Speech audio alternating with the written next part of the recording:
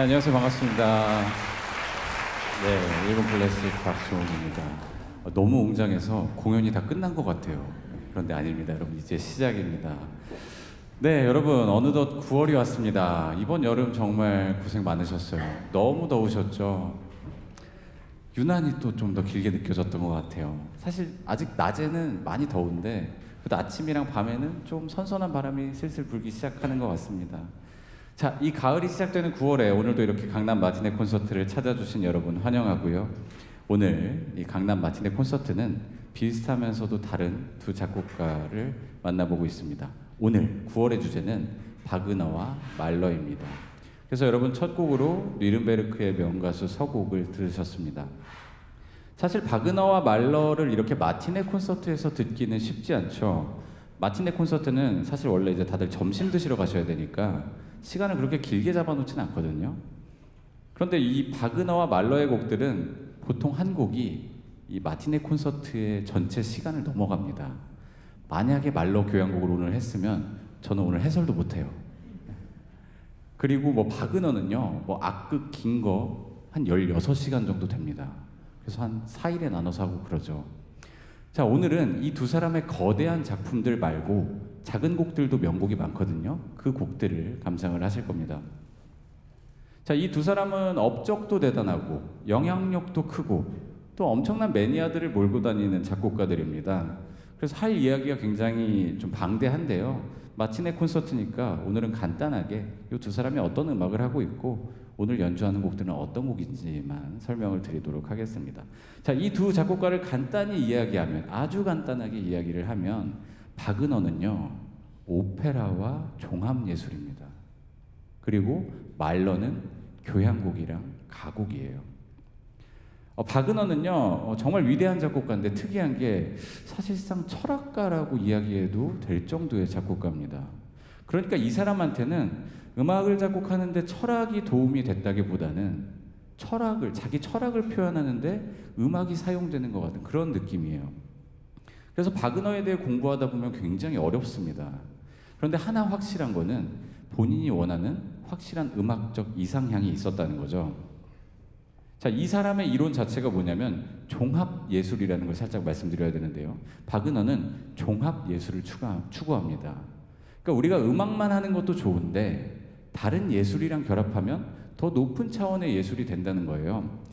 그러니까 뭐 시, 무용, 뭐 미술, 건축, 문학, 뭐 연극 이런 것들이 다 따로 놀면 안 되고 다 같이 모여서 통합하고 융합해야 된다는 거죠. 그래서 그만큼 이 바그너라는 작곡가는 각 분야에 대해서 전문성도 뛰어났고요. 끼친 영향력이 음악에만 국한되지 않습니다. 다양한 분야에 영향력을 끼쳤습니다. 그런데 이렇게 예술이 많이 모이면 어쩔 수 없이 규모가 커지잖아요. 그래서 바그너의 후기 작품들을 오페라보다 악극이라고 부릅니다. 조금 더 확장된 개념으로 부릅니다. 이쯤 되면 우리가 바그너의 오페라를 한번 들어보고 싶잖아요. 도대체 어떻길래? 진짜 대단한가? 그래서 오늘 뉘른베르크의 명가수 서곡을, 그러니까 뉘른베르크 명가수 오페라를 하려고 했는데 요게 4시간 반짜리예요.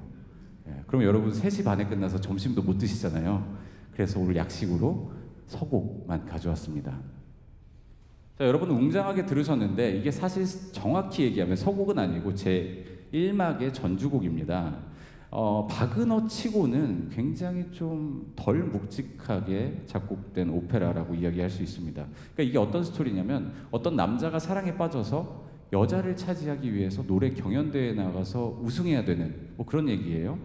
근데 원래 바그너는 좀 이렇게 신화를 주제로 많이 쓴단 말이에요.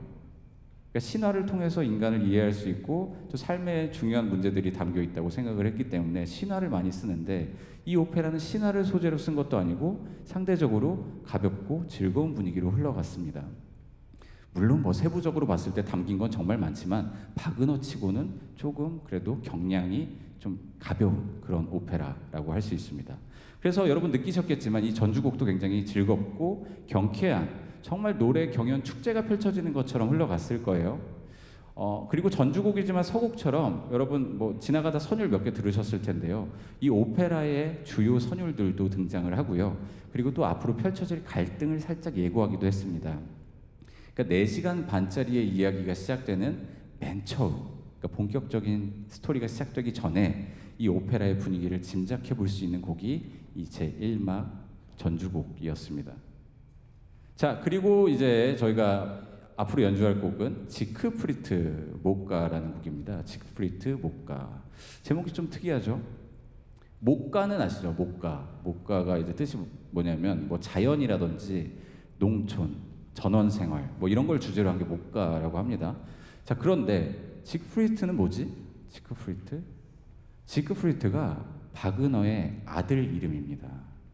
그러니까 예를 들어 저희 아버지가 작곡을 했다고 치면 박종욱 목가라고 작곡을 한 거예요. 근데 바그너는요, 그 우리가 아는 그 유명한 프란츠 리스트의 딸 코지마라는 사람이랑 결혼을 합니다. 그 지그프리트는 코지마랑 바그너 사이에서 탄생한 아들이에요. 자, 그런데 그 코지마가 원래는 자기 제자의 와이프였어요. 예. 그러니까 사정이 어떻든 좀 불륜을 통해서 결혼을 한 거죠. 당연히 축복받는 결혼은 아니었고요. 이게 음악계에서 꽤 유명한 스토리인데 좀 지저분합니다. 그런데 이제 그 지저분한 얘기들이 다 끝나갈 때쯤 아들 지크프리트를 출산을 했고요. 그리고 그 1년 뒤에 이 둘이 정식으로 법적으로 결혼을 합니다. 그 해에 아내의 생일 선물로 준 곡이 이 지크프리트 목가입니다. 그 스토리가 굉장히 좀 로맨틱합니다. 생일이 12월 24일 크리스마스 이브래요. 근데 생일을 보통 그 다음 날, 크리스마스 당일날 챙긴다는 거죠. 이 곡을 어떻게 선물을 했냐면 아침 7시 반에 아내랑 이렇게 다 자고 있을 때 1층에서 2층으로 올라가는 계단에서 연주자들이 대기하고 거기서 연주를 시작합니다. 그러니까 바그너가 깜짝 선물로 준 거라서 아내는 아무것도 모르고 있었어요. 그러니까 아무것도 모르니까 아, 이게 무슨 소리야, 어디서 뭔가 평온한 음악 소리가 들려오네 하면서 잠이 깼겠죠. 그때 딱 바그너가 이 곡의 악보를 딱 내밉니다. 예, 감동이죠. 이제 그제서야 이제 코지마는 이게 선물인 걸 깨닫고 당시에 굉장히 눈물을 흘리면서 큰 감동을 받았다고 전해지고 있습니다. 여러분 다 이 정도 되는 이벤트 받아보셨죠? 자, 그래서 가족들은 처음 이 곡을 들은 게 계단에서 연주할 때 들은 거잖아요. 그래서 계단의 음악이라고 부른다고 합니다. 자, 이렇게 특별한 에피소드가 있는 이 곡은요, 바그너의 오페라에서 등장하는 동기들이 은유되듯이 곡에 등장을 합니다. 동기가 뭐냐면 이제 짧은 선율 정도로 이해를 하시면 되는데요. 뭐 모티브라고도 하는데 바그너가 이 동기를 가지고 펼쳐내는 걸 참 잘했던 작곡가입니다. 자, 이 곡에 등장하는 동기들이 꽤 많아요. 그러니까 외부 오페라에서 쓰였던 동기들. 자, 그런데 저는 여러분 이 동기들 중에 딱 하나는 여러분들 같이 알고 가셨으면 좋겠어요. 제가 노래를 잘 못하는데 한번 불러드리겠습니다. 아, 긴장되네요. 자, 쉬우니까요. 자, 잘 들어보세요. 같이 흥얼거려 보셔도 좋습니다. 따다다다다다. 네, 이거예요. 아, 못하죠? 네, 다시. 따다다다다다. 쉽죠? 자, 이게 개 이름으로 하면 뭐예요? 솔, 도레미파솔. 다 같이 한번 혹시 해볼까요? 시작. 솔, 도레미파솔. 야, 여러분 저보다 노래를 잘하시는 것 같은데. 자, 요게 바그너의 음악극 니벨룽의 반지 지크프리트 3막에 나오는 동기입니다. 그 오페라의 거의 마지막에 다른 걸 다 포기할 수 있는 사랑의 위대함을 노래하는 장면에서 쓰여요. 근데 이 동기가 곡 전반에 걸쳐서 틈틈이 등장을 합니다.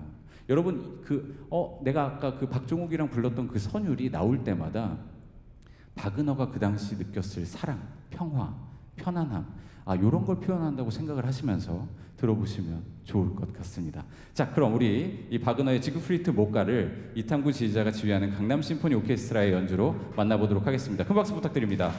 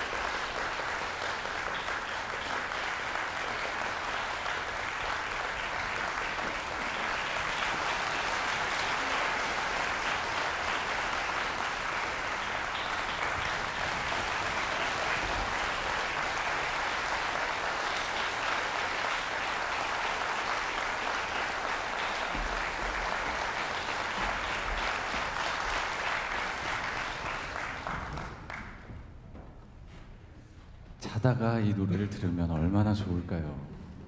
여러분, 제가 아까 왜 수치심을 참고 노래를 불러드렸는지 아시겠죠? 도레미파솔 계속 나오죠. 네, 바그너의 지크프리트 목가를 만나봤습니다. 이제 말러의 시간입니다. 바그너가 아까 말씀드렸듯이 신화를 소재로 또 음악뿐만 아니라 많은 예술을 표현하는 작곡가였잖아요. 말러는요, 그 음악 그 자체만을 통해서 신화 전설 이런 거 말고 조금 더 현실적인 인간의 내면을 표현하려고 했던 작곡가입니다. 말러는 거대한 스케일의 교향곡들이 유명하죠. 감정의 표현도 아주 깊고 또 극적인 경우가 많습니다. 그런데 말러의 가곡은요, 그거보다 조금 더 세밀하고 조금 더 개인적이라고 이야기할 수 있습니다. 오늘은 리케르트라는 독일 시인의 시를 가사로 쓴 5개의 가곡을 들으실 겁니다. 사실 이 곡을 처음 들으시는 분들이라면 조금 어려우실 수도 있다는 생각이 듭니다. 왜냐하면 말러가 그냥 듣기 좋은 화성으로만 쓰는 사람은 아니거든요. 여러분, 만약에 이 말러의 곡을 들어본 적이 많이 없고 이런 색채에 익숙하지 않으시다면 저는 말러라는 사람이 표현하는 그 감정선만 한번 따라가 보라고 말씀을 드리고 싶습니다. 그만큼 이 세밀하게 감정을 정말 잘 묘사하는 작곡가입니다. 자, 그런데 우리가 그 가곡의 감정을 잘 파악하려면 중요한 게 뭐가 있죠? 최소한 우리가 가사 내용은 알고 있어야 될 거 아니에요. 여러분들 다들 알고 계신가요?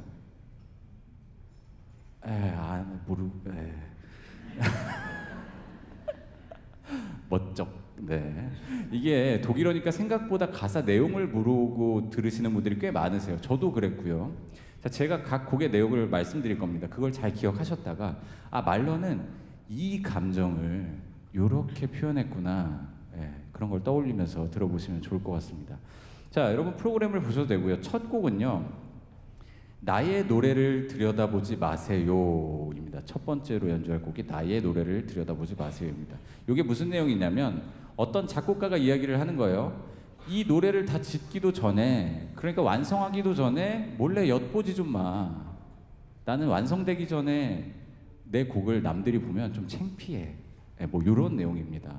그래서 어떤 대목이 나오냐면요, 벌들도 벌집을 지을 때 자신들을 들여다보는 걸 원하지 않아요.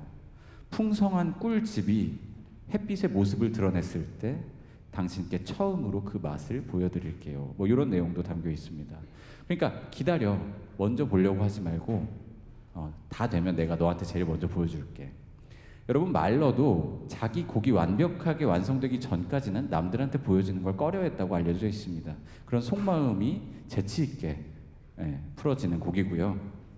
자, 요게 첫 번째 곡. 그리고 두 번째 곡은요, 나는 은은한 향기를 맡았네입니다. 자, 요 곡의 내용은요, 내 방에 내가 사랑하는 사람이 보리수 가지를 선물로 꽂아 놓은 거예요. 그러면 좀 은은한 향기가 퍼지잖아요. 그 향기가 얼마나 달콤한가, 얼마나 사랑스러운가, 요 감정이 담긴 노래입니다. 향기가 왜 달콤하죠?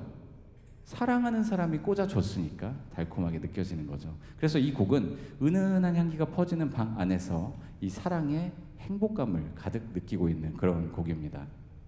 자, 그리고 방금 게 두 번째 곡이었고 이제 세 번째 곡은요, 한밤중에라는 곡입니다. 어떤 사람이 좀 절망적인, 좀 하루하루 좀 너무 괴롭고 절망적인 나날들을 보내고 있는 것 같아요. 그런데 그 사람이 한밤중에 깬 거예요. 그 풍경. 그렇게 막 너무 막 요즘 이렇게 막 절망적이면 딱 잠에서 깼을 때 왠지 모르게 허무하고 좀 공허하고 그런 감정을 자아내죠.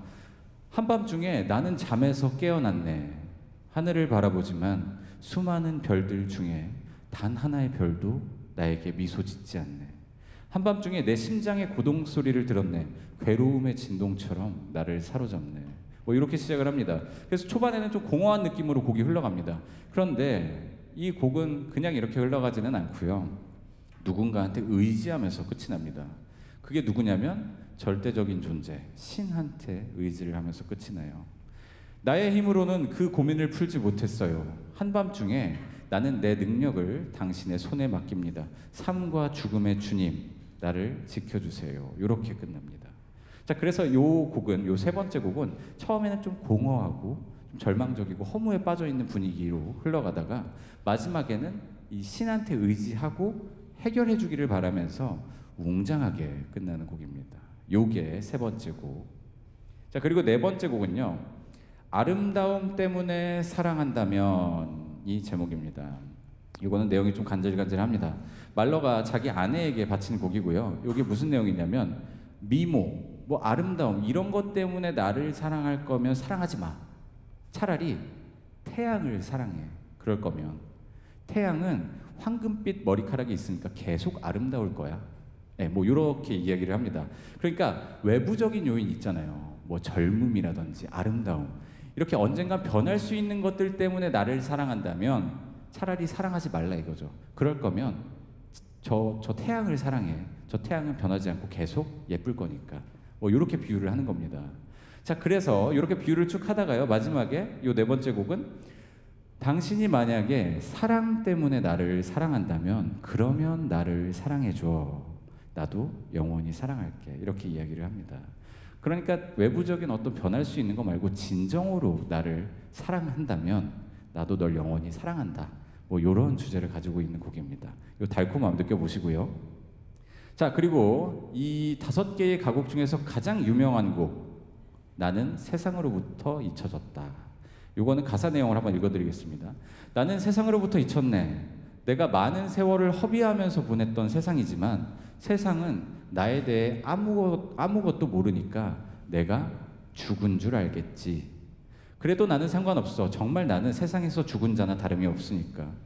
이렇게 혼잡한 세상에서 나는 이미 죽었으니까 조용한 곳에서 평화를 누리면서 휴식할 거야. 나는 나만의 천국에서 나 홀로 살아간다네. 내 사랑 속에서, 내 노래 속에서. 일단 굉장히 고독한 화자입니다. 세상적인 것들을 위해서 내가 엄청난 노력을 하고 또 함께 하려고 했지만 그 세상으로부터 버림받았다는 거죠. 그래서 나는 세상에서 죽은 사람이고 잊혀진 사람이다. 뭐 이렇게 이야기를 하고 있습니다. 그런데 이 사람이 어디론가 가긴 해요. 어딜 가죠? 진정한 내면의 아름다움이 있는 곳. 어떤 거? 뭐 사랑, 노래, 뭐 이런 것들. 그래서 여러분, 이 곡의 마지막에는요, 우리 서선영 선생님께서 어떤 가사를 좀 길게 끄시면서 끝을 내실 거예요. My name him, in my name live, in my name lit.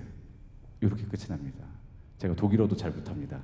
자, 다시 him, live, lit. 자, 이 단어들이 천국, 사랑, 노래, 이런 단어들입니다. 말러가 이 단어들을 음악적으로 강조를 하기 위해 길게 끌면서 끝을 내고 있어요. 자, 평생 이방인으로 살았던 말러의 심경이 묻어나는 곡입니다. 여러분, 이 곡이 유명한 게 또 뭐냐면 영화 헤어질 결심에 나왔던 말러의 교향곡 5번 사악장 아다지에토, 다들 아시죠? 그 악장의 마지막에 이 노래의 선율이 차용됩니다. 그래서 아다지에토를 해석할 때 말러가 도대체 이 선율을 왜 썼을까? 이런 것들이 해석의 중요한 포인트 중 하나입니다. 자, 리케르트의 가곡 중에서 나는 세상에서 잊혀졌네가 그 동기가 어디 나온다고요? 말러의 교향곡 5번 사악장. 그런데 놀랍게도 9월 28일 예술의 전당 콘서트홀에서 열리는 강남 심포니 오케스트라 정기 연주회에서 이 교향곡 5번을 들을 수 있다고 합니다. 네, 물 흐르듯이 연결이 되는데요. 자, 궁금하신 분들은 가서 들어보셔도 좋을 것 같고요. 자, 이렇게 요 가사의 내용, 감정 뭐 온전히 느끼면서 들어보시고요. 들으셨다시피 굉장히 개인적이죠. 막 거창한 무언가보다는 우리가 살면서 한 번씩 마주치는 인간의 내면을 표현하고 있는 곡들입니다. 자, 이 가곡을 우리 소프라노 서선영 선생님께서 불러주실 겁니다. 차이콥스키 콩쿠르, 마리아 칼라스 그랑프리 국제 콩쿠르에서 모두 1위를 거머쥐신 명실상부 세계적인 소프라노시죠. 자, 그럼 우리 소프라노 서선영과 지휘자 이탐구가 지휘하는 강남 심포니 오케스트라 연주로 말러의 리케르트 가곡 들어보도록 하겠습니다. 큰 박수 부탁드립니다.